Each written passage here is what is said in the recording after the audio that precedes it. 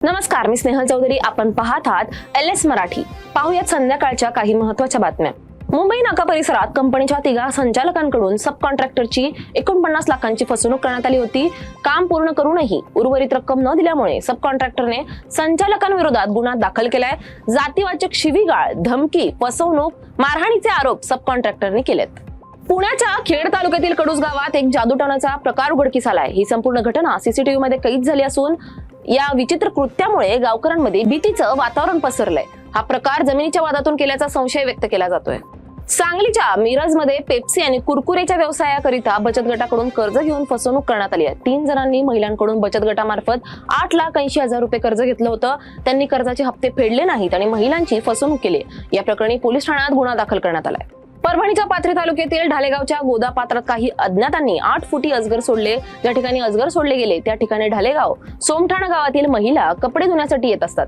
यामुळे ग्रामस्थांनी नाराजी व्यक्त केली असून अज्ञातांवर कारवाईची मागणी केली आहे. कोल्हापूरमध्ये राजारामपुरी परिसरात गुन्हे अन्वेषण शाखेने गुटखा विक्री करणाऱ्यांवर कारवाई केली आहे. या कारवाईत 2 अटक करण्यात आली असून आरोपींकडून 8,87,000 रुपयांचा मुद्देमाल जप्त करण्यात आलाय.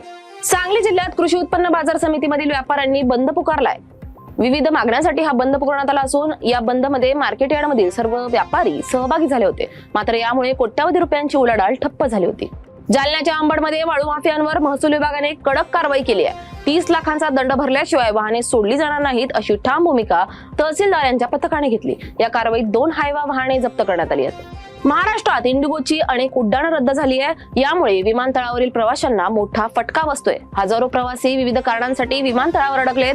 काहींना कनेक्ट होणारी उड्डाणं गमवावी लागली तर काहींना रात्री उशिरा किंवा पुढच्या दिवशीपर्यंत प्रतीक्षा करावी लागली आहे. मात्र पायलट कमतरतेमुळे शेकडो उड्डाणं रद्द झाल्याचं स्पष्टीकरण इंडिगोने दिलंय.